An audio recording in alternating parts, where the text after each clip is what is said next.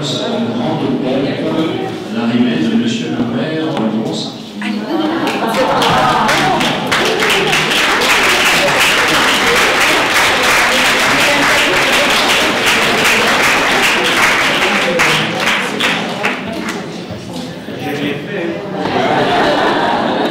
Monsieur le maire, vous avez le choix.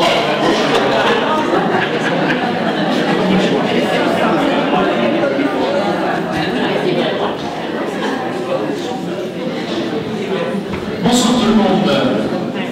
Bon ben une fois encore, c'est le succès. Merci d'abord à monsieur le maire qui est ici présent. Merci à Mont-Saint-Toul qui nous soutient tous les jours. Pour votre information, la dernière conférence qui a eu lieu a été animée par un neurologue de Cannes qui était qui peut gagner des neurones.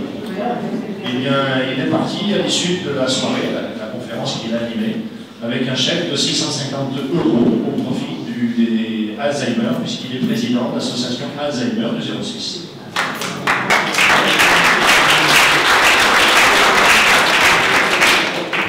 Nous organisons en moyenne 3-4 conférences par an, ici, dans ce lieu magnifique. Chaque fois, on a entre 50 et 80 personnes. Et donc, chaque fois, on arrive à collecter 500, 600, 700 €. Il faut savoir que 5 à 600 €, ça correspond à un enfant de Mont-Saint-Toul qui va passer des vacances pendant 3 semaines, alors qu'il n'a aucune habitude de partir en vacances. Voilà, donc merci à vous d'être là ce soir.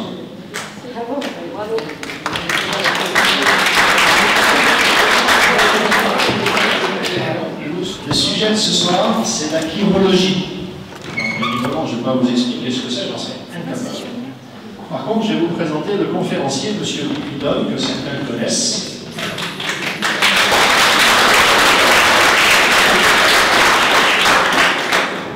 Et je tiens à préciser que, tout comme à la dernière conférence, elle est enregistrée sur le site du Lions Club, notre site Lions Club Mont-Saint-Toul.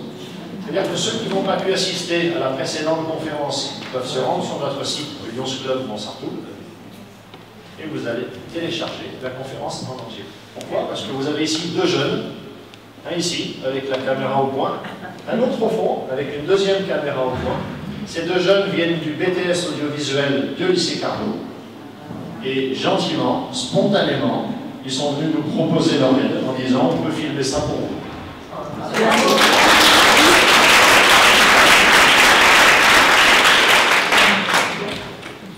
Donc, M. Lippidon, ici présent, va vous présenter ce qu'est la chirologie. Donc, M. Lippidon, Claude de son prénom, est naturopathe, aromathérapeute, formateur auprès des psychothérapeutes, et notamment en psychologie transgénérationnelle. Il a un bureau à Nice, même s'il habite loin dans l'arrière-pays. Et il est auteur d'un livre qui est ici. Si ça intéresse, vous pouvez lui poser des questions. Bon, merci à vous de m'accueillir. C'est pas tous les jours que vous avez une conférence sur la chirologie. La chirologie, c'est quelque chose qui est très connu partout sur Terre et qui finalement a une très mauvaise réputation parce que c'est des lits de la main, vous savez.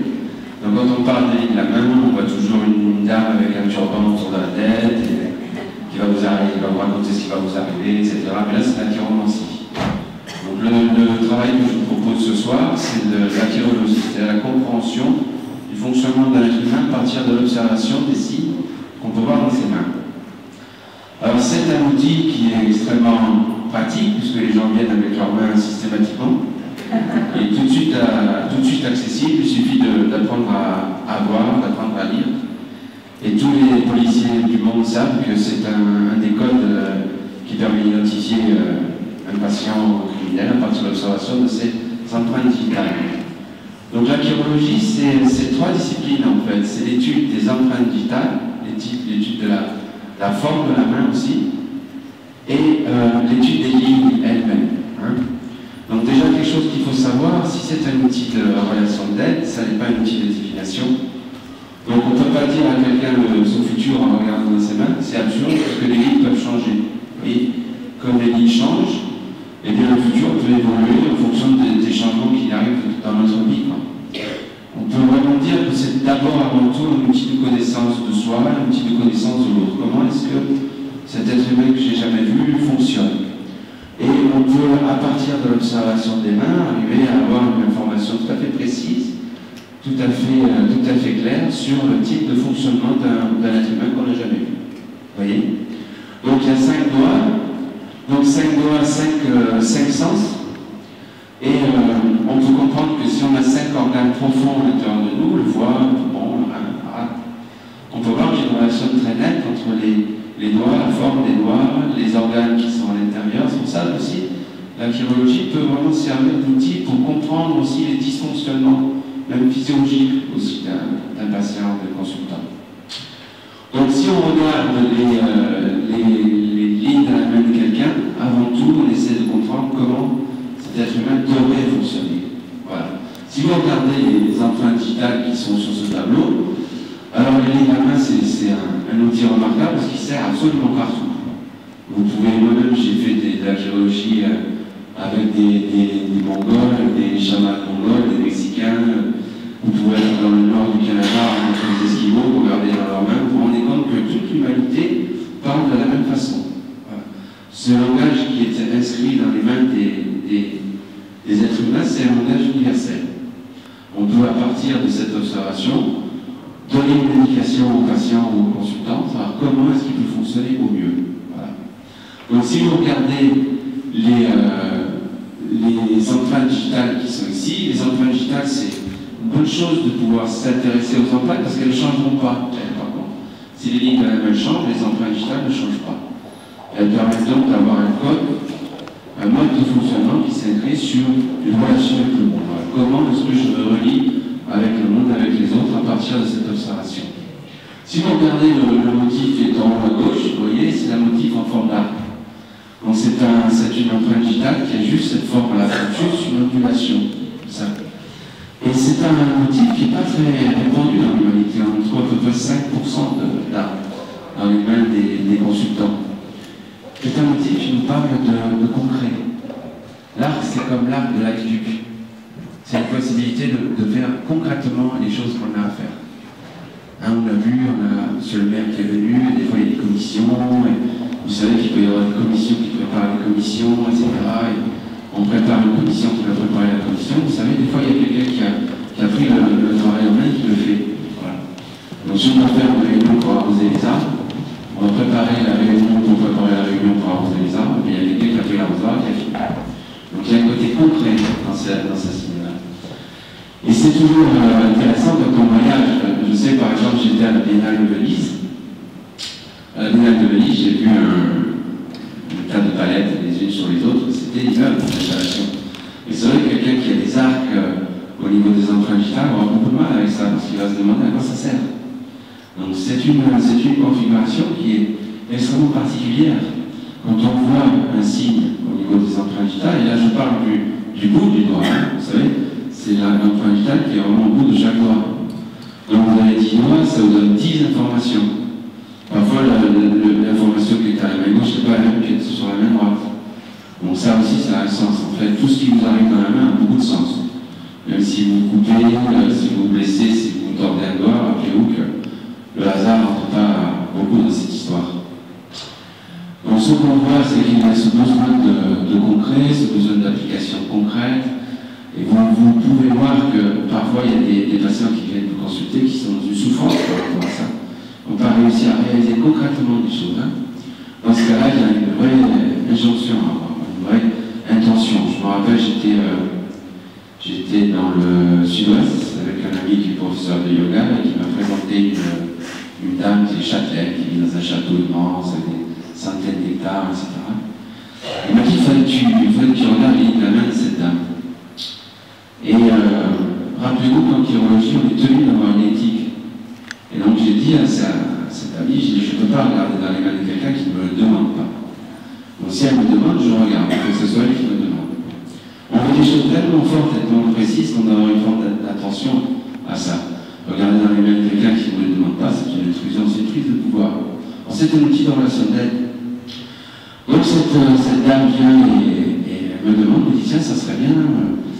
On en a parlé, si vous pouvez regarder dans mes mains, et je regarde. Et je vois 10 arcs dans ces 10 doigts. C'est énorme, 10 arcs.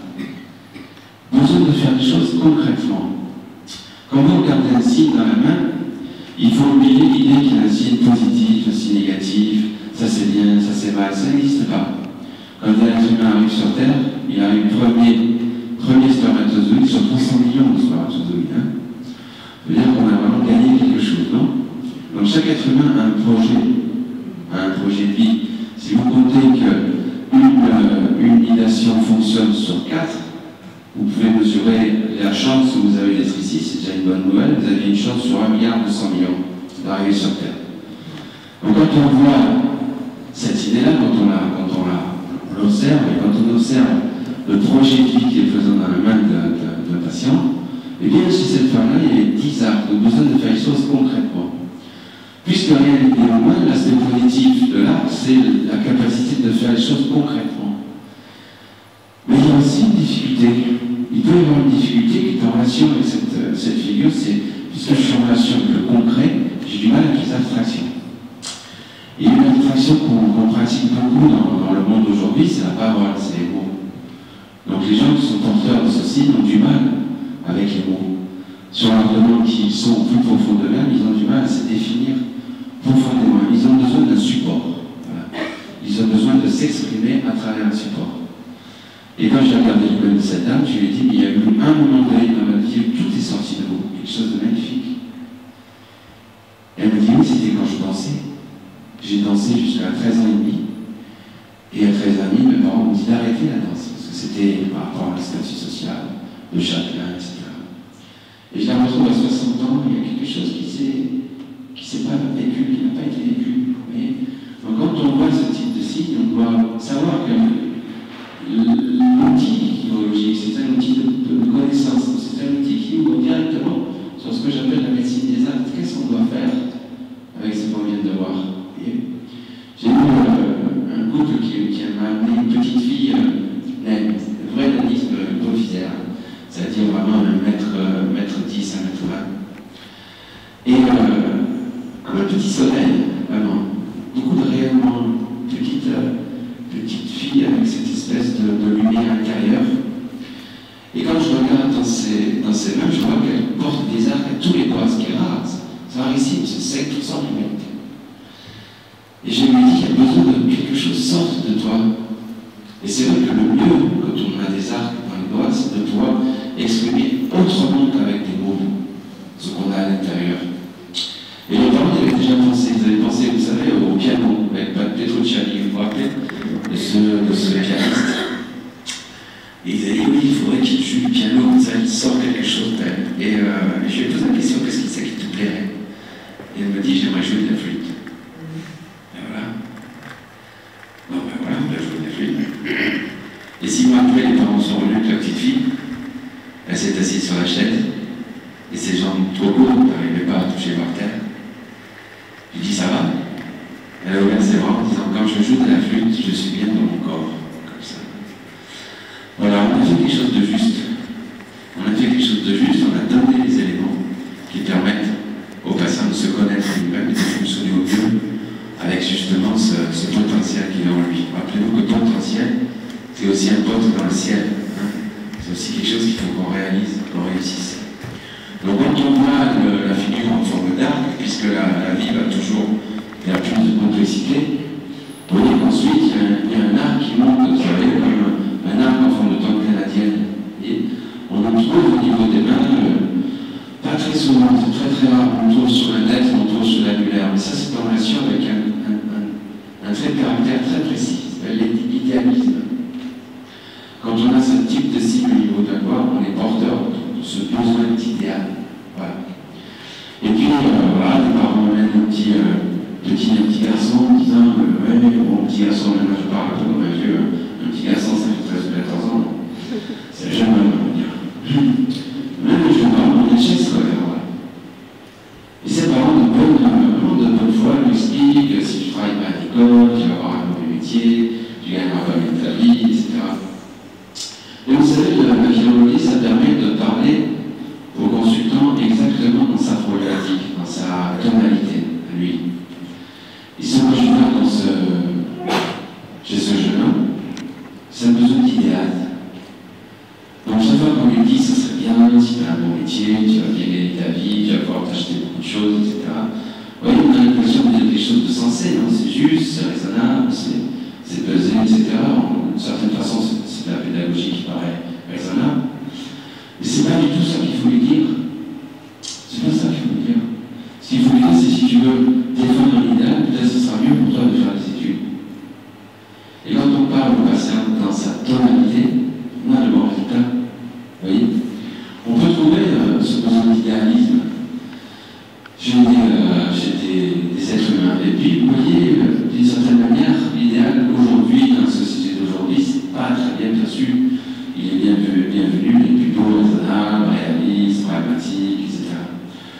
Mais avoir de bonnes raisons, ça peut donner aussi de bonnes raisons de ne pas bouger, de bonnes raisons de ne pas se dépasser soi-même. Donc souvent, pour un patient comme ça, il faut plutôt lui souhaiter d'être irraisonnable plutôt qu'être raisonnable. Les types de gens raisonnables, ils ont tous de bonnes raisons pour ne pas bouger. D'une certaine façon, quand on n'est pas raisonnable, on va voir, on avance. Donc voilà, ça c'est une configuration qu'on peut trouver au niveau des empreintes digitales, cet arc en forme de temps, comme ça. Est-ce que vous voyez là, ça va? Ça va à peu près? Vous voyez la forme que ça peut avoir? Ensuite, il y a une forme en forme de boucle, vous voyez là, ici en bas, sur le deuxième rang à gauche, une forme de boucle comme ça. La boucle, c'est le signe le plus répandu dans l'humanité. C'est 60% de l'humanité qui a ce type de signe. Eh bien, elle indique la maître mot, elle pense à la souplesse, l'adaptation, la rapidité de l'adaptation. Alors on va dire c'est très bien pour l'humanité, c'est juste normal qu'il y ait beaucoup d'humains qui portent ce type de signe-là, parce que l'humanité a plutôt besoin de s'entendre entre elles. Et puis vous avez par exemple un petit garçon, il a ce type de signe, la boucle. Souvent ça dépend d'où vient la boucle. Est-ce qu'elle est l'origine qui vient de droite, est-ce qu'elle est l'origine qui vient de gauche? Sur l'index, c'est très important par exemple. Vous avez un petit jeune homme, vous lui apprenez qu'il faut absolument qu'il apprenne à partager. Vous lui apprenez la générosité, vous lui apprenez à donner les choses. Et vous vous rendez compte quand vous connaissez son empreinte qu'en fait c'était pas ça du tout qu'il fallait lui apprendre. Il fallait lui apprendre à dire non. Il fallait lui apprendre à garder les choses pour lui. Donc comment faire? Comment faire pour donner le bon message sans savoir ça? Voilà. Et c'est surprenant pour moi que la chirurgie soit aussi peu connue. C'est absolument inconnu. Et souvent d'ailleurs, quand je vois que, par exemple, à la télévision, il va y avoir une émission sur les arts divinatoires, tout ça, avec des lignes de la main, ça, je me force à regarder. Et la plupart du temps, on n'en parle même pas. Et on en parle d'une façon qui est tellement toxique, puisque c'est avant tout une petite connaissance de soi. Et on pratiquait la chirurgie, Paracel, pratiquait la chirurgie, beaucoup de grands thérapeutes de l'humanité le pratiquaient. C'est un moyen de connaître l'autre, comment est-ce qu'il doit fonctionner au mieux. Donc il y a la boucle, alors quand vous voyez des mains par exemple très très souples, vous savez, jeune fille de 14-15 ans avec des mains très très souples, vous prenez son pouce par en arrière comme du caoutchouc, et qu'en plus il y a 10 boucles dans les empreintes digitales, vous comprenez qu'il risque de manquer une colonne vertébrale. Il faut apprendre à dire non, il faut apprendre à dire oui, il faut trouver la bonne mesure. Donc le signe est bien mal pour les mains. Par contre, il y a un indicateur de comportement. Et puis vous allez avoir un signe, là c'est ici vous voyez, une boucle qui monte et une boucle qui redescend. Vous voyez comme ça. Donc c'est un signe qui ressemble au signe du yin ou du yang, vous savez, le Tao comme ça. D'ailleurs dans la Chine ancienne, l'empereur devait avoir ce type de signe-là. On regardait dans les mains de l'empereur qu'il y ait cette empreinte digitale. Cette empreinte digitale, elle a un sens très clair. Si vous regardez les deux boucles, il y en a une qui monte qui dit oui, oui, oui, oui, et ça redescend, c'est non, non, non. Donc quand vous avez ce type de signe dans les doigts, il y a un mot important pour vous, c'est l'indécision, le doute. Alors le doute, c'est une bonne chose pour l'humanité. S'il y avait plus de gens qui doutaient sur Terre, sûrement moins de guerres, moins de fanatisme et tout ça, mais quand vous avez des boucles renversées au niveau des doigts, ça peut ne pas être simple à gérer, quoi. Donc il faut toujours penser à la chirurgie comme un outil d'aide. Qu'est-ce qu'on peut donner comme information, comme aide aux patients qui ont ce type de signe? Et déjà, il ne faut pas lui dire arrête de douter. Puisqu'on a des boucles renversées, on va douter. C'est sûr qu'on va douter. Donc d'une certaine manière, la flèche est lancée maintenant. On ne peut pas l'arrêter. Par contre, on peut accompagner cette flèche. Ça veut dire si vous doutez, ok, allez, on va douter, très bien. Mais le doute est un peu comme un cheval sauvage que vous voulez l'attraper. Si vous le laissez ressortir, vous ne le rattrapez plus. Et si vous l'enfermez dans un box, il va se blesser, il va se faire mal. Il faut donner un espace au doute. Donc si vous avez ce type de signal, eh bien vous allez douter pendant 3, 4, 5 jours, c'est vous qui choisissez. Mais après, vous prenez une décision et vous ne revenez plus en arrière. Apprendre à douter, c'est apprendre à vivre avec ce type de signe. D'une certaine façon, quand on a beaucoup d'empreintes digitales dans la ligne de la main, on peut en souffrir dans un premier temps de la vie, on a du mal à dire oui, à dire non, savoir se positionner exactement. Et on sait que la chirurgie, c'est quelque chose de très ancien dans l'humanité. Il y a une phrase dans la Bible magnifique de l'Évangile de Luc, qui est une des définitions les plus justes qui a jamais été dite de la chirurgie. Dieu a mis dans la main des êtres humains des signes pour que chacun puisse lire son œuvre. C'est exactement ça. Des signes pour que chacun puisse lire son œuvre. Et la Bible est un bouquin intéressant, hein. Il y a des informations intéressantes sur le plan de la guérison. La Bible est un bouquin. Il y a plein de livres intéressants dans la Bible, il parle beaucoup de bouffe, ils sont un peu obsédés par la bouffe dans la Bible. Hein. Elle m'a bien aimé, semblable au chevreau qui descend des collines de Canaan, sa bouche est comme de grenade, etc. Un bouquet de myrrhe posé entre ses seins, on dirait presque un bouquet garni, vous voyez. Après, l'histoire du poisson, les pains, etc. Tout ça, qui est une relation très très forte avec la nourriture. Mais à une époque, la nourriture était sacrée. Hein. Mais c'est aussi un grand bouquin, un grand livre de guérison. Et une phrase très importante pour les gens qui sont porteurs de ce type de signe. Que ton oui soit oui, que ton non soit non. Ce qui est et ce qui n'est pas n'est pas. À un moment donné, on se positionne, c'est oui ou c'est non. Et c'est une bonne chose de savoir, quand on a ce type de signe dans les mains, qu'un jour, il va falloir prendre une décision. Je veux dire, j'en parle un peu en connaissance de cause, puisque je dois avoir le record mondial des boucles renversées dans les doigts. J'en ai 7 sur 10. Hein. Donc, en ayant 7 boucles renversées sur 10, c'est sûr que j'ai fini heureusement par voir que j'avais ça dans les mains et il fallait que je gère ce truc. Hein. Okay. Donc, quand la vie va vers toujours plus de vie, vous voyez la boucle renversée, elle va tourner et elle va se retrouver elle-même et ça va devenir un signe comme celui qui est au milieu là, vous voyez, celui qui est complètement au centre. C'est des cercles concentriques. Ça s'appelle des volutes. Donc c'est l'aboutissement un peu de l'évolution du dessin sur l'empreinte digitale. Et quand on a des volutes, on porte un signe qui est fixe, qui est fort. On peut penser que le mot qui est approprié à cette histoire de volute, c'est l'individualité. Si je dis quelque chose, c'est parce que je sens que pour moi, c'est profondément vrai. Et c'est clair qu'on peut se servir de la chirurgie avec vraiment beaucoup de bénéfices quand on s'intéresse à l'enseignement, à l'éducation, comment fonctionne cet enfant qui est là. J'ai une amie, par exemple, qui m'a amené sa fille. Elle aussi était en échec, elle avait du mal avec la scolarité. Et elle avait 10 volutes dans les doigts. C'est rare, hein. 10 volutes dans les doigts, c'est-à-dire que je veux faire des choses qui sont vraiment moi. Je ne veux pas copier. Je ne veux pas faire comme quelqu'un m'impose. Il faut que je trouve moi-même si c'est juste ou pas. Mais il y a aussi toujours dans chaque signe un effet secondaire. Il y a toujours un côté facile et un côté difficile. Quand on porte des volutes, on a aussi un problème avec le temps. Puisque je dois trouver mes propres concepts à moi et que je refuse d'utiliser des concepts qui ne sont pas les miens, il va falloir que je fabrique mes concepts à moi. Mais c'est long. C'est long. Si j'ai des boucles dans les doigts, je vais piquer de l'eau du voisin. Pas de problème, je vais prendre son puits à lui. Mais si j'ai une volute, il va falloir que je creuse mon propre puits. Ça prend du temps. Et quand cette amie m'amène sa fille, ben, le premier truc que je lui dis, c'est qu'il y a un truc qu'il faut que tu dis jamais à ta fille. Voilà, jamais. Il faut lui dire dépêche-toi. Ne jamais lui dire dépêche-toi. Et je l'ai vu avec surprise, elle m'a fait tomber de la chaise. Elle m'a dit, mais c'est ce que je lui dis toujours. Je lui dis toujours, dépêche-toi. Et vous voyez comment on peut arriver à déstabiliser un être humain, simplement en lui imposant une tonalité qui n'est pas la sienne. Voilà. très rapide. Vous avez vu, on a fait 5 empreintes digitales.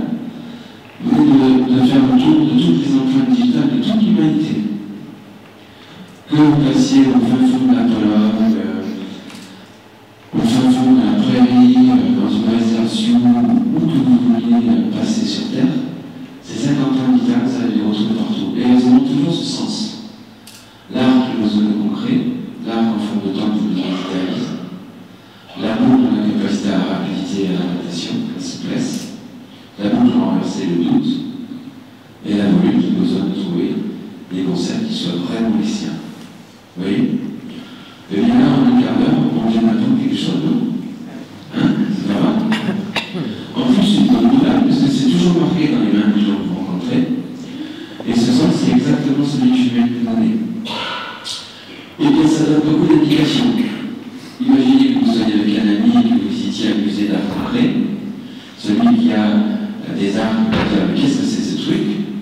C'est une pile de palettes, de façon. Imaginez que vous y soyez avec un homme qui a une arc en forme de temple, donc le besoin idéal. C'est possible qu'il y voit un idéalisme incroyable, n'est-ce pas? Une espèce de besoin de créer un idéal esthétique par rapport à ce qu'il est en train de voir. Si vous y allez avec quelqu'un qui est le bon, qui va dire pourquoi pas, hein? Pourquoi pas, voilà. Mais si vous y allez avec quelqu'un qui a des boucles renversées, il va dire c'est absolument horrible ce truc. Ou alors c'est génial.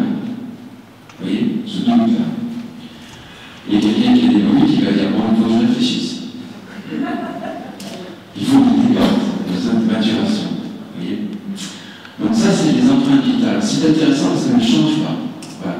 Et à l'intérieur de notre main, vous allez avoir un tissu digital qui ne changera pas non plus. C'est pour ça qu'au niveau des empreintes, on peut voir aussi dans les mains des boucles qui vont donner du sens. Vous allez par exemple avoir une boucle de sérieux. La boucle de sérieux, c'est une boucle qui est présente entre un index et le majeur. Tu peux commencer peut-être à mettre une photo? Une photo d'empreinte. Voilà. Donc, voilà, ouf, bon, on voit pas trop bien. Là, il y a des indicateurs intéressants quand même, je vais vous donner un après. Mais par exemple, entre l'index et le majeur, on peut avoir une boucle dans la main, ça s'appelle une boucle de sérieux. Imaginez que vous avez un petit garçon qui est celle-ci dessiné là. Il y a une boucle de sérieux. Et vous lui dites, tu vas faire tes devoirs, hein? Tu vas vraiment faire tes devoirs? Il y a une boucle de sérieux, c'est une perte de temps. Si on lui fait la confiance, il va se sentir incompris. Vous savez, surtout les garçons, ont besoin de très grand qu'on leur fasse confiance. Hein. Mesdames, ça c'est un autre scoop, ça. Hein. Si jamais vous êtes mariés, rappelez-vous, il y a un truc très important que les hommes adorent, c'est qu'on leur dit je te fais confiance. Ils adorent ça, ils adorent aussi la gratification. Hein. Donc si votre mari vous fait des bites un jour, ne dites pas bon, mais là c'est pas terrible. Hein. Parce qu'il y a des grandes chances qu'il ne les fasse plus jamais. Hein. Rappelez-vous que si jamais vous arrivez, il a fait les vitres, vous les avez fait 2000 fois les vitres. Hein. Lui, s'il a déjà une fois, à ce moment-là, vous savez ce qu'il faut faire, c'est waouh, comme c'est beau, waouh, comme c'est bien fait, comme c'est magnifique, on peut voir à travers. Donc, eh bien, quand on a une boucle de sérieux, on est quelqu'un qui mérite la confiance. Et c'est toujours touchant de voir à quel point des fois les enfants demandent ça, demandent qu'on leur fasse confiance. Donc quand c'est marqué là, quand l'enfant il a une boucle de sérieux, il y a un triangle d'empreinte digitale, mais là ça dépasse un peu le cas d'une conférence, mais il y a un petit triangle d'empreinte digitale qui paraît tout à fait innocent, mais qui a la capacité à tenir sa parole. Vous voyez? C'est marqué dans les mains. Vous avez des gens, si vous devez vous engager avec eux, vous pouvez voir qu'effectivement, il y a des gens qui vont être un peu diplomates. Voilà. C'est-à-dire qu'ils vous disent un truc et puis la semaine d'après, ils vous disent quelque chose qui est complètement différent.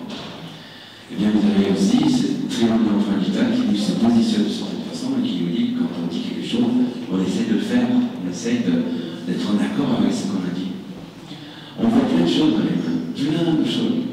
La capacité qu'on a de gérer l'argent financièrement, comment ça fonctionne. Il y a des patients, quand vous voyez le triangle d'empreinte digitale qui est sous le majeur et qui est positionné pas d'une bonne façon, mais il vaut mieux qu'ils prennent un comptable. Ça c'est clair.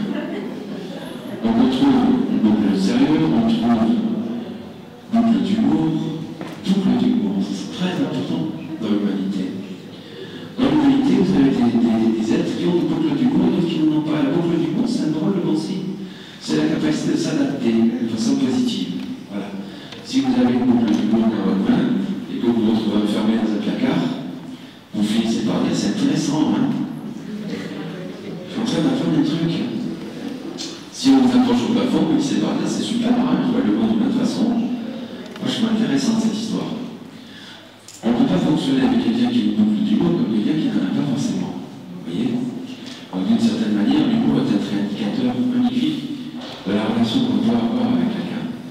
Une philosophie positive de la vie, ça signifie que même quand on est, par exemple, on passe par une phase difficile de sa vie, dépression, une maladie grave, etc., eh bien on a quelque chose en soi qui nous permet de voir qu'il y a toujours une quintessence positive. Voilà. Donc l'humour c'est très important dans l'humanité. Quand on trouve une boucle d'humour, c'est un bon signe. C'est un peu que je regarde. Est-ce qu'il y a une boucle d'humour ou pas? La boucle d'humour, je me sens un peu coupable de vous montrer sur quelque chose qui est presque un... Vous arrivez à voir les empreintes digitales là? Vous voyez, c'est entre le petit doigt et l'annulaire. Entre le petit doigt et l'annulaire, vous pouvez avoir une boucle qui descend comme ça, vous voyez? C'est une boucle qui va descendre. Quand elle est droite, on adore se marrer, voilà. Hein? Donc si vous avez quelqu'un que vous connaissez qui est dépressif et ce type de signe, en plus, ça va pas durer longtemps. C'est difficile à voir, hein? Rappelez-vous que pour voir les empreintes digitales, il vous faut une loupe, il vous faut de la lumière. Hein? Moi j'adore la chirurgie parce que c'est la revanche du bois. Vous savez, si je ne vois pas très bien de loin, je crée un ici magnifique pour vous. Hein? Donc à partir d'un certain âge, c'est un bon but pour les opticiens. On peut trouver chez Nature Découverte. Attendez. On peut trouver chez Nature Découverte des loupes magnifiques, hein? Des loupes avec des lumières intégrées dedans, où vous pouvez voir sans problème tous les signes. Hein? Okay? Le truc de là, je vais vous montrer tout de suite, après je vous montre les lignes, c'est beaucoup plus facile à voir les lignes. Hein? Donc on peut voir beaucoup d'humour, beaucoup de sérieux, beaucoup d'organisation, on peut voir beaucoup de mémoire. La boucle de mémoire, c'est des gens qui ont une mémoire qui se rappellent très facilement de ce qui les intéresse. Donc c'est une mémoire sélective. Mais on trouve aussi une boucle de contact avec la nature, par exemple, qui passerait de l'extérieur ici, le boucle qui rentre dans la main à partir de là, ça s'appelle une boucle de contact avec la nature. Et c'est très puissant ça, c'est fort ça. La nature est une forme d'expression de la beauté, de l'alignement, des choses qui sont justes. Vous voyez, aujourd'hui, c'est le printemps, on a toutes ces fleurs qui sont dehors, etc. Et parfois, vous avez des consultants qui ont ce type d'empreinte. Et puis qui se retrouvent, parfois, sous-secrétaires, sur l'entreprise, à l'indice 145, en se disant, ma foi, si je reste jusqu'à la retraite, je peux arriver à l'indice 185, c'est merveilleux, ça va me faire une bonne retraite. J'ai vu ça une fois avec un jeune homme. Il m'a dit, vous savez, moi j'ai plus que 25 ans avant la retraite, alors je ne vais pas bouger maintenant. Oh, c'est spécial quand même. Donc dans ce test-là, le signe de contact avec la nature, c'est aller vers soi-même. Vous voyez, aller vers soi. Et donc il y a une boucle de contact avec la nature, une boucle de contact avec la magie du paysage, une boucle de sourcier. On trouve aussi un arc d'enthousiasme au niveau de la main. Je ne vais pas vous le montrer là, mais croyez-moi sur parole, tout ça est marqué. Et on trouve au niveau du... Ici, c'est le monde de la lune, ici. C'est l'inconscient, la mémoire. Si vous bougez votre main, vous remarquez qu'il y a un endroit qui vous pratiquement pas, c'est ici, quoi. Hein? Donc ici, c'est en relation avec l'inconscient, avec les archives transgénérationnelles, etc. C'est intéressant de voir que la vie a déposé les archives dans un endroit qui bouge le moins. Hein? C'est arrivé, c'est vrai, vous vous rappelez, au Conseil Général, le bâtiment du Conseil Général à côté de la plaine du Var, ils avaient mis les archives tout en bas. Donc, quand le Var a monté, les archives du Moyen-Âge, on prenait la G. Donc c'est vrai que la nature fait bien des choses en fait. On a une boucle de contact avec la nature, une boucle de sourcier, etc. Bon, je vais vous montrer quand même les lignes, ça va un peu plus facilement. Alors si vous regardez votre, vous savez, dans votre main, vous allez avoir facilement la ligne de vie. Vous savez, vous voyez la ligne de vie? La ligne de vie, c'est la ligne qui fait le tour, c'est cette ligne-là, vous voyez, ici, là, comme ça. Donc là, vous allez avoir forcément quelqu'un qui a regardé votre ligne de vie, qui vous a dit, oh là là, elle est courte, tout ça. Il va t'arrêter des trucs, vous comprenez. Rappelez-vous, la ligne de vie ne parle pas. La ligne de vie ne parle pas de la longueur de la ligne. Oui, mais gauche, mais droite, oui, c'est intéressant. Dans les deux mains, vous regardez. Hein, voilà. Rappelez-vous que la main gauche, c'est la main réceptive. Hein. La main droite, c'est plus la main active. On retrouve des concepts qui sont présents dans la médecine chinoise, le main yin, le main yang. Rappelez-vous aussi que la main gauche est plutôt analogique avec votre maman et la main droite avec votre père. Donc si vous avez une main gauche et une main droite qui se ressemblent beaucoup, il y a des chances que vos parents étaient dans la même culture, les mêmes habitudes, etc. Et du coup, il y a une cohérence facile à trouver. Et puis parfois, vous avez des parents qui ont des cultures complètement différentes et vous pouvez voir que même les mains, c'est très différent l'une et l'autre, la gauche et la droite. Mais le sens, c'est le même, que ce soit à gauche ou à droite. La longueur de la ligne de vie, ça n'est pas la longueur de votre vie. Voilà. Si vous allez vous ouvrez, il y a plein de bouquins sur la chirurgie. Hein. Si vous ouvrez un livre sur la chirurgie qui vous dit qu'à partir de cet endroit-là, c'est 60 ans, qu'à partir de là, c'est 70 ans, etc., vous pouvez utiliser ce livre pour qu'il y ait une table qui a du jeu, ça c'est très bien. Si vous avez une table qui voit, le pied n'est pas à la bonne hauteur, vous pouvez mettre le bouquin sur la chirurgie à cet endroit-là. C'est une bonne fonction qu'il peut avoir. Alors vous pouvez faire des piles pour les jeunes et les ampoules, si vous avez besoin d'un petit escabeau, c'est à ça que ça peut servir. Non, la ligne de la main, c'est pas quelque chose qui vous parle du futur, ça vous parle de l'instant présent dans lequel vous êtes. Donc vous voyez, la ligne de vie, c'est pas du tout la longueur de la vie. Maintenant, il y a un signe intéressant, on va voir ça. Regardez bien votre ligne de vie. Elle commence en haut, ici, elle commence en haut, et elle s'arrête là. Vous voyez? Ici, là. Regardez vos mains. Regardez, est-ce que votre ligne de vie, à la fin, est-ce qu'elle a une fourche comme celle-là? Une fourche. Vous voyez? Ça ne m'étonne pas vraiment, on va dire. Pour que vous pouvez venir en conférence à Mansartou, dans le château, voir une conférence d'un ancien bûcheron, par de la main, vraiment raisonnable, non? Donc, cette fourche au bas de la ligne de vie, c'est le besoin d'extraordinaire. C'est le besoin de ne pas être confiné dans une habitude. Vous voyez? Ce besoin de sortir d'un continuum habituel, si vous voulez. Parfois, vous avez des patients, des consultants qui viennent, je suis épuisé, fatigué, je sais pas, je dois trouver quelque chose de très grave. Et puis vous leur dites, bon, maintenant on va faire quelque chose de nouveau. On va faire quelque chose de nouveau, des moyens nouveaux, dans un endroit nouveau.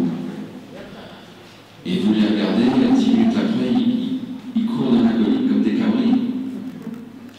Je crois que l'être humain a besoin d'extraordinaire. Il a cette faim extraordinaire. Si vous avez au bas de votre ligne de vie ce type de fourche, comme ça, est-ce que vous l'avez vu là? Est-ce qu'il y a des gens qui l'ont vu, qui l'ont? Ouais. Oui, il y a beaucoup. Hein. Oui, ça change ça aussi. Peut-être dans l'évolution de l'humanité, avant il y avait des habitudes, vous voyez. On allait planter les pommes de terre dans le champ, les pommes de terre de l'ancêtre, du grand-père, exactement dans le champ de l'arrière-grand-père, au même endroit, on faisait la même chose. Aujourd'hui, on ne peut plus faire ça. On a planté les pommes de terre l'année d'après, on va faire autre chose. Il y a ce besoin de nouveauté, ce besoin d'extraordinaire qui est marqué là. Et quand vous n'avez pas ce besoin d'extraordinaire, vous êtes dans une pathologie grave ici, vous savez comment ça s'appelle? Une habitude aiguë. L'habitude, c'est terrible, vous savez. Ça vous enlève la vitalité. Puisque la ligne de vie à cet endroit-là va vers l'intérieur, qu'elle rétrécit le champ d'expression de la vitalité, on se retrouvera avec une vitalité qui diminue. Alors des fois, il y a des patients qui disent, mais je suis obligé de continuer ça, non, il faut que je nourrisse mes enfants, etc. Vous savez? Faites attention à cette histoire d'être obligé. Est-ce que ça fait du bien à quelqu'un ici de se sentir obligé? Hein? Je me rappelle de ce monsieur qui me disait, je suis obligé, il faut que j'aille nourrir mes enfants. Je dis, non, vous pouvez, c'est pas obligé. Il dit, oui, je suis obligé, j'allais travailler pour nourrir les enfants. Non, il faut les abandonner, les enfants. Tu peux abandonner les enfants. Si vous ne les abandonnez pas, et si vous allez bosser pour les nourrir, c'est noble ça. Vous voyez? Donc ne vous laissez pas transformer en esclave. Soyez souvent, même aller faire le boulot qui n'est pas un boulot marrant pour nourrir ses enfants, c'est très noble cette histoire. Et vous voyez ce besoin d'extraordinaire, ce besoin de nouveauté, il est marqué dans l'humanité, et de plus en plus. On trouve maintenant de plus en plus de consultants qui ont ce type de site. Et ça devient difficile de faire toujours la même chose.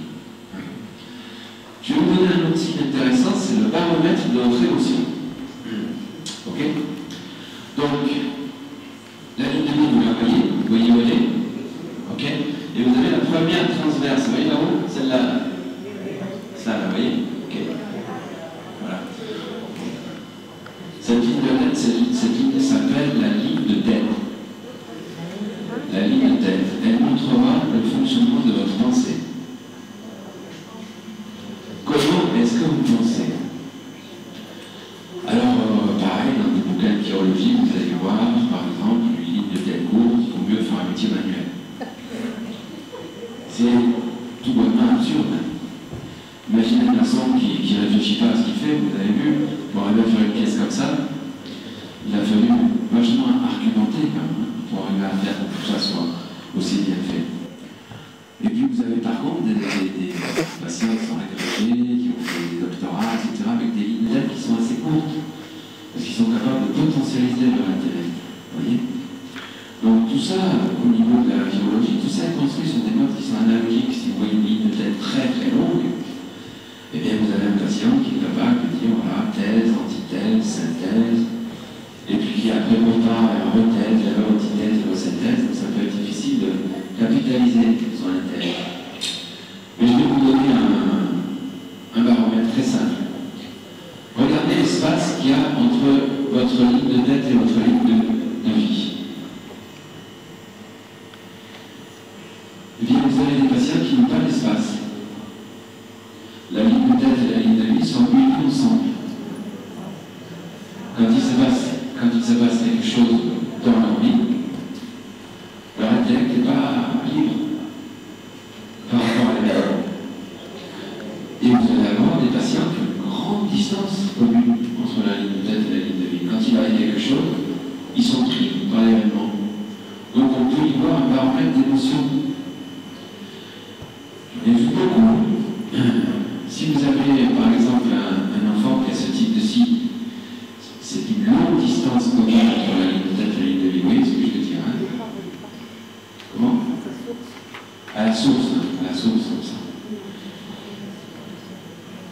Mais vous lui donnez l'information. Quand quelque chose t'arrive et que tu as de l'émotion, laisse passer la vague émotionnelle et après tu commences à analyser. Parce que sur le moment, tu n'as pas les moyens pour pouvoir exprimer ce que tu ressens.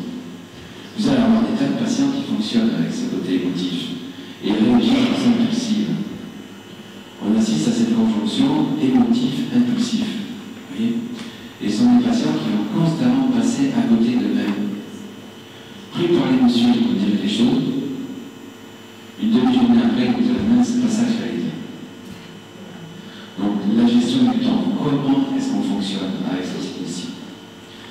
On a l'inverse. On a aussi, parfois, une grande distance entre la ligne de tête et la ligne de vie. Vous voyez? Là, on est dans un positionnement à peu près équilibré, on va dire. Il n'y a pas trop d'émotion, il y a une bonne distance, c'est quelqu'un qui pourrait bosser dans un service d'urgence, ça.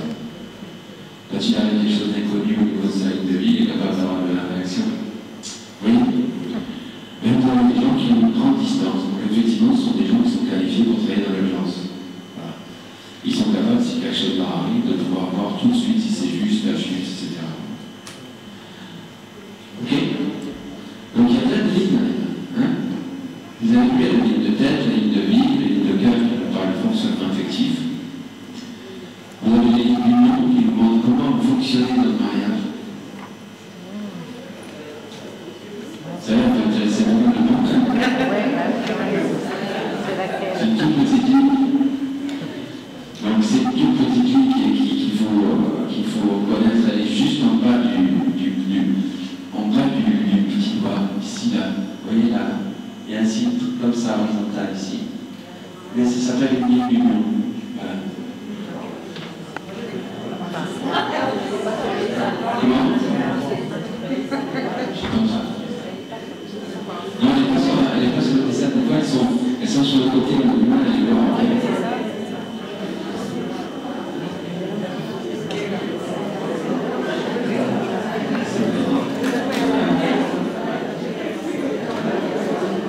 Donc imaginez que vous regardez dans les mains de votre mari, une dame.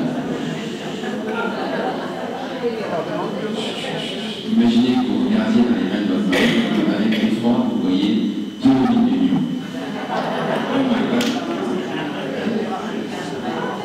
Vous allez vous dire, bah alors voilà, c'est quelqu'un qui a tendance à vivre 2 relations à la fois, non pas du tout. C'est juste 2 lignes d'union. Ça veut dire 2 capacités à vivre une relation. Mais quand elles sont les 2 exactement les mêmes, c'est vraiment un mari qui peut devenir très fidèle à ça. Parce que justement, s'il n'est pas fidèle, il n'arrivera pas à s'en sortir. Vous voyez? La meilleure ligne pour être infidèle, c'est une grande ligne d'union toute petite à côté. Vous voyez? Donc beaucoup de choses se marquent dans les mains. Je pense à je pense à un Suisse, une élève qui a fait les cours de viking et de chirurgie. Bon, je veux dire, c'est avoir un mal à la fin. Donc effectivement, c'est un outil imparable. Ce qui est dans votre main est pas dans la main des autres. Oui. Par contre, ça sert, ça comprend des choses. Un couple vient en consultation avec une petite fille qui a de l'eczéma. Voilà. Donc, eczéma, j'entends eczéma, eczémé. Vous voyez? Dans eczéma, il y a eczémé, comme s'il y avait aussi une mémoire de séparation, de perte de contact ensemble. Et souvent, quand les parents arrivent avec une petite fille qui a de l'eczéma, ils la mettent en avant. C'est elle qui a le problème. Hein? Rappelez-vous que souvent, les conflits psychologiques des parents peuvent se somatiser chez les enfants aussi. L'enfant sert aussi à venir mettre en scène les problématiques. Hein? Et quand je regarde dans les mains de la maman, elle a une ligne d'union qui est complètement en train de chuter. Vous savez, la ligne qui chute comme ça. Et elle fait une petite fourche comme ça. Cette indication, c'est l'impression d'être seule. Et quand une ligne d'union baisse, c'est qu'on a vécu des traumatismes sur le plan affectif, et que ces traumatismes nous empêchent de pouvoir vivre une relation de façon innocente, de façon sereine. Quand une ligne d'union est marquée par ce type d'expérience, on peut le voir, c'est vrai, dans l'évidemment, on peut voir les divorces, on peut voir des tas de choses. Hein. C'est marrant d'ailleurs, parce que ça me permet, quand je rencontre des gitans, vous savez, des gitans qui font une main. Par exemple, le Carrefour, vous avez toujours deux gitanes qui sont dans le coin, qui regardent, etc.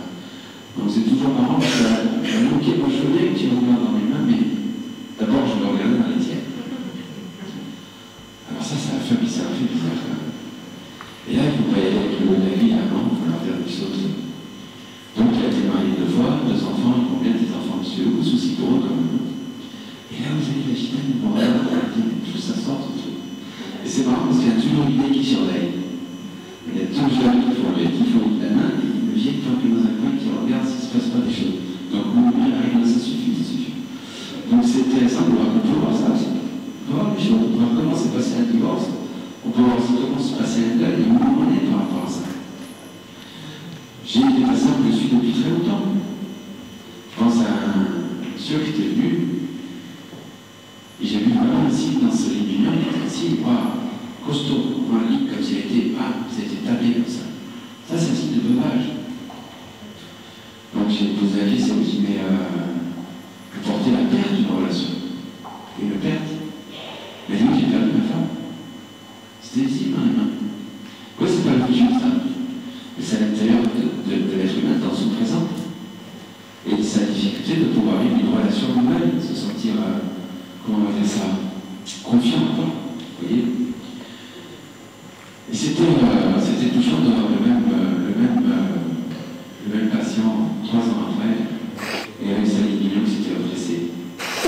Il avait fait son travail. Donc on accompagne ce travail dans les mains, on le voit. Donc c'est un tableau de bord pour comprendre comment on fonctionne. Ok. Une autre ligne, je ne sais pas combien de temps ça fait que je parle. Encore 10 minutes. Il y a des questions, on aura un peu du temps pour les questions après. Que je ne sais jamais combien de temps ça fait que je cherche, donc encore 10 minutes, ok. Donc il y a aussi une ligne parlante, c'est celle-là du milieu, vous voyez, celle-là qui monte. Vous voyez, cette ligne-là. La centrale qui monte vers le majeur.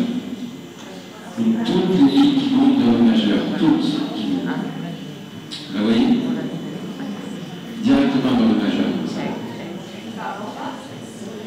Elle, justement, elle peut partir de beaucoup d'endroits, mais elle arrivera toujours au même endroit, au niveau du majeur.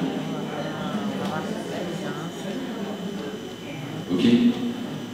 Cette ligne-là reflète l'éthique. L'éthique. L'éthique, la notion de bien, de mal, de choix. C'est la colonne vertébrale de la main qui est structurée comme ça. Et dans l'humanité, on peut tout voir. J'ai même un ami qui n'avait pas de ligne de destin. Il n'en avait pas. Donc quand on discutait avec lui, un jour il était de gauche, le lendemain il était de droite. Pas de ligne directrice, d'une certaine façon. Et le pire était pour sa femme, quoi. Parce que de temps en temps, il disparaissait. De temps en temps, il disparaissait 15 jours. Il y a au bout de 15 jours, il disait, bon, j'ai rencontré une femme super, j'ai passé 15 jours avec elle. C'est pas toujours facile à gérer cette situation.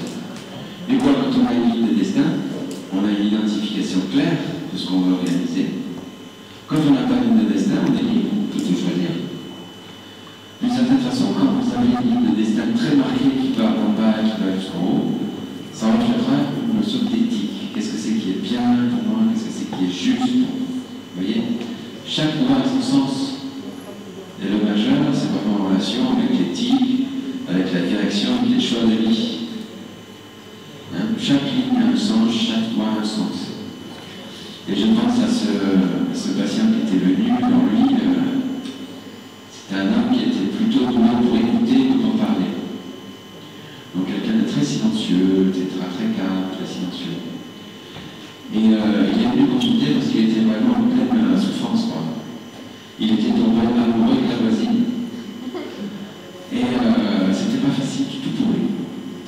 Il avait déjà 2 enfants avec sa femme, il est tombé amoureux de la voisine, qui est une espèce d'artiste formidable, et lui il était fasciné par cette femme. Et il est consulté d'une certaine manière pour essayer d'y voir clair dans son histoire. 15 jours après, quand il est revenu, il s'était coupé le bout du doigt avec une machine à boire. Tiens, il est venu m'annoncer que sa femme venait de tomber enceinte du 3e enfant. Vous voyez les choix. Qu'est-ce que je fais? J'y vais pas, je reste, je pars avec cette autre femme, je reste avec celle-là. Tout ça se marque au niveau de ces lignes-là, on se doit. Vous voyez? Toutes les lignes qui sont présentes ici, la ligne de destin, la ligne de cœur, la ligne d'union, etc. Vous voyez, par exemple, sur cette main-là, il y a une ligne intéressante, c'est ici, là, vous voyez? Il y a un axe comme ça. Cette ligne-là s'appelle la ligne de solidarité. Le besoin de fraternité, le besoin de faire des choses avec d'autres. D'une certaine manière, on pourrait le voir chez les amis qui nous invitent ici ce soir. On pourrait presque s'amuser d'aller chercher si on trouve une ligne de fraternité. Parce que faire des choses ensemble, solidaires, pour apporter de l'aide aux autres, peut-être ce signal risque vraiment d'être marqué. Ok? Un des signes qu'on peut voir aussi dans cette main, regardez, le pouce, vous voyez comment il est le pouce là? Le pouce est identitaire avec le moi. Ça représente le soleil, ça représente sa capacité à exprimer ce qu'on est profondément. Un jour, je vois dans ma consultation une grande femme, costaud, carré, tout ça, et avec un accent allemand très marqué. Bonjour, monsieur. Okay. Et quand je lui demande de poser sa main sur la table, quand elle tape sa main sur la table, ça fait boum. Une grosse main comme ça, et rappelez-vous que plus une main est grosse, plus l'instrument fait du bruit. C'est comme un instrument de musique, ce qu'on est en train de voir.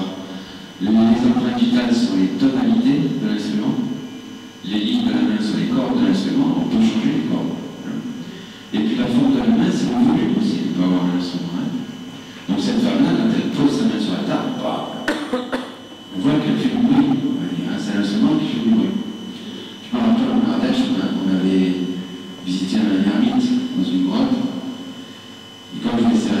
m'a surpris parce que ma main était perdue dans l'assiette, une main énorme comme ça.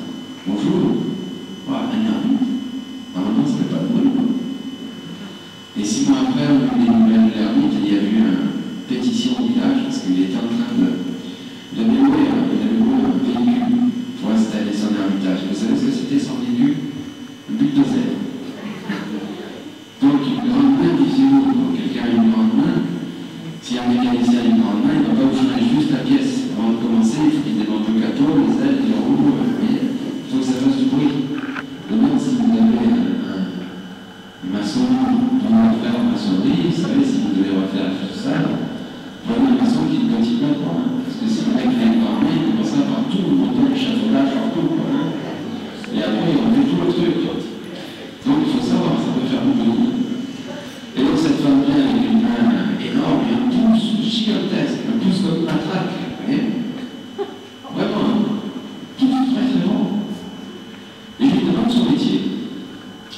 Elle me dit, je suis vendeuse au Galerie Lafayette.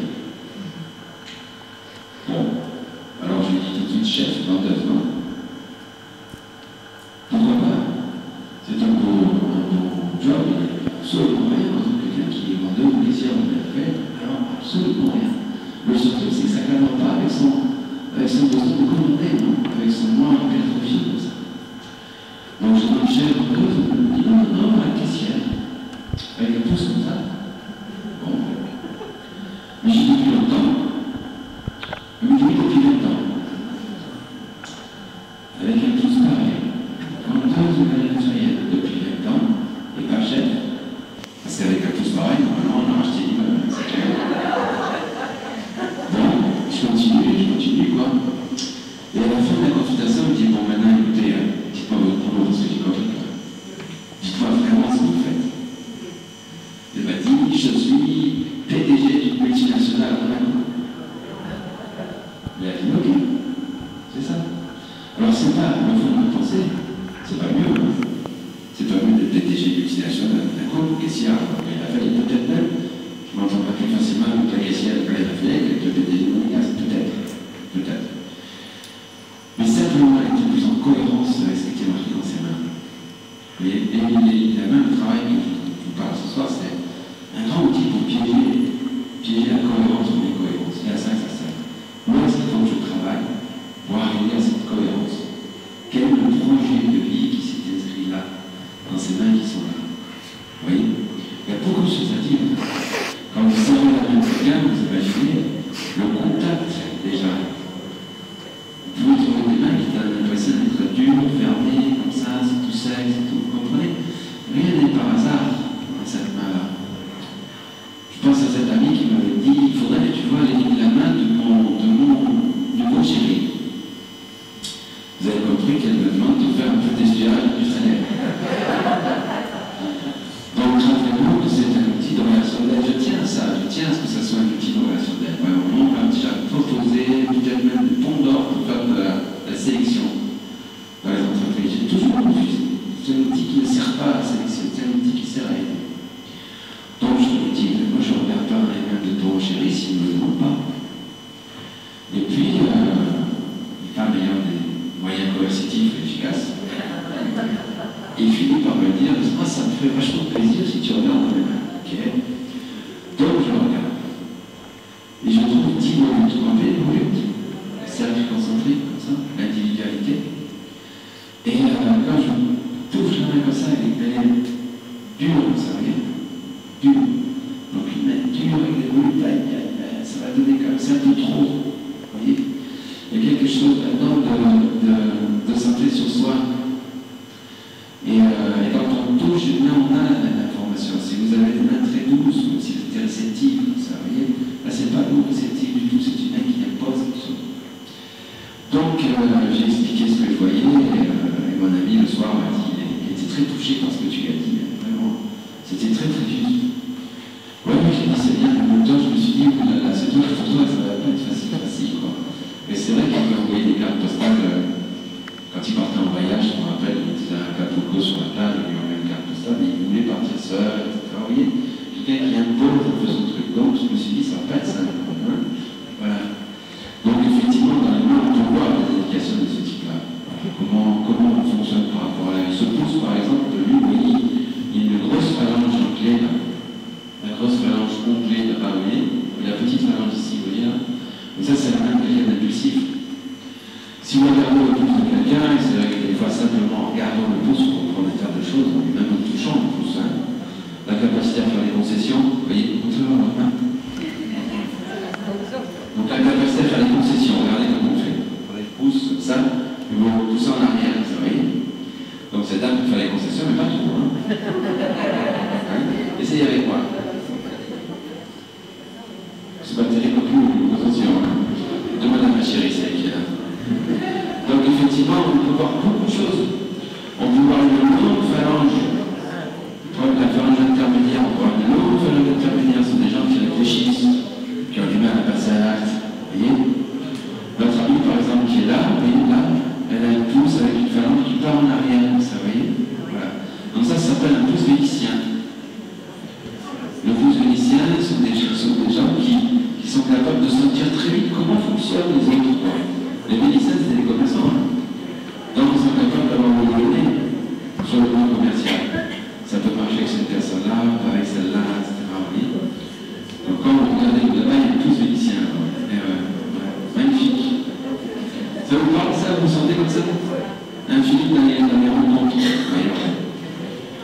Moi, je dis tous que sur l'origine n'est pas du tout vénitien du tout. C'est pas du tout sur le ok? Vous pouvez avoir aussi des indications de partir du pouce, plein d'indications. Le côté impulsif, le côté ruminant, etc. Le sens du temps marqué par le pouce, le sens du rythme, le sens de la cadence des choses, etc. Tout ça marqué de le petit doigt, un doigt intéressant aussi, c'est le petit doigt. Donc le petit doigt, c'est le petit doigt qui l'a dit, vous savez. Donc vous pouvez avoir un petit doigt qui sorte du commun, c'est-à-dire que vous voyez, le petit doigt qui est levé comme ça veut dire mon expression orale. Le petit doigt, c'est Mercure, c'est les mots, c'est la façon dont j'exprime ce que je suis à l'intérieur. Eh bien, vous avez des gens qui veulent s'exprimer, mais pas comme tout le monde. Donc, ils ont besoin de se différencier. Vous voyez, ils ont un petit doigt qui essaie de s'éloigner des autres pour dire, bon, l'expression de moi, c'est différent des autres. Et puis, vous allez avoir des petits doigts coupés, tordus, tout ça, encore une fois, aura beaucoup de sens. Si vous voyagez en Inde, par exemple, et l'Inde est un pays merveilleux, richesse incroyable, hein, mais en Inde, vous pourrez voir la condition des femmes. Oh, c'est pas facile. Eh bien, vous pouvez voir en Inde des femmes avec des petits doigts, mais tout petits. Vous avez l'impression qu'il leur manque une phalange. Vous voyez? Et on y voit, d'une certaine manière, une forme d'étouffement de leur expression. Vous voyez? Donc quand vous allez avoir quelqu'un que vous n'avez jamais vu, un petit doigt qui est replié dans l'intérieur, vers l'extérieur, etc., ça vous donnera des indications sur la capacité de parler, de communiquer. L'index, je finis avec l'index, par exemple, à ces questions peut-être. L'index, c'est l'expression sociale. Ça veut dire la capacité à travailler, à construire, etc. Donc c'est en relation avec Jupiter. Et si vous rencontrez, messieurs, vous rencontrez une femme qui vous plaît beaucoup, mais qu'elle a un index très très long, rappelez-vous, il va falloir apprendre à construire les maisons. Hein, il va falloir apprendre à construire, il va falloir apprendre à rajouter une chambre, parce que dès qu'il y a quelqu'un qui arrive, on refait une chambre d'amis, on refait encore. Et donc quand vous avez des index très très longs, ce sont des gens qui adorent construire. Hein, j'avais noté ça quand j'ai rencontré ma femme. Je me suis dit, elle a un index très long. Et du coup, on en a à 4 maisons, quoi, c'est ça. Voilà. On construit. Donc, par contre, à l'inverse, on peut trouver des index très courts. Un index court, c'est un index qui est plus court que l'annulaire. Vous voyez? On peut y voir une pression sociale. Là, on peut voir une névrose sociale. On peut voir des patients qui ont du mal avec un milieu social défavorisant, dans lequel il faut vraiment travailler très dur pour arriver à s'en sortir. Vous voyez? C'est ça qu'on peut appeler névrose sociale. Rappelez-vous que dans les arbres généalogiques, on peut voir ça. Hein, on peut voir qu'on peut retrouver dans sa propre vie des difficultés financières parce qu'on est fidèle à l'histoire. Hein, on est fidèle à l'histoire familiale. Donc ce cet index court, comme ça, nous parle. Est-ce qu'il est court cet index? Je ne vois pas d'ici. Il est court, voilà. Ouais. Donc ce personnage-là, vous voyez, on voit un index court, on voit que c'est quelqu'un qui doit se battre sur le plan social. Et vous voyez aussi, il est pointu, non? Vous voyez, il est pointu. Il n'est pas très pointu. Alors, si vous voulez voir un index pointu, regardez le mien, oui. Il est pointu. Vous avez vu un index pointu. Donc les index pointus, c'est des gens qui ne supportent pas l'autorité. Donc ça fait des très mauvais militaires. Donc ils s'en sont rendus compte parce que ça a duré 26 heures là, donc ça a été assez court. Mais effectivement, avoir du mal avec l'autorité. Hein. Donc la pression sociale, l'autorité, et puis après vous avez l'annulaire, le dernier quand même. L'annulaire, c'est celui où on met l'anneau, le loi de la passion, le loi de l'expression esthétique. Donc effectivement, allez voir l'empreinte digitale qui sur ce voile, est-ce qu'il est long, est-ce qu'il est court. Et dans la tradition, on dit que si un annulaire est long, il est exactement, il est indicateur de folie, quelqu'un qui peut être fou, quelqu'un qui est passionné, passionné, passionnel.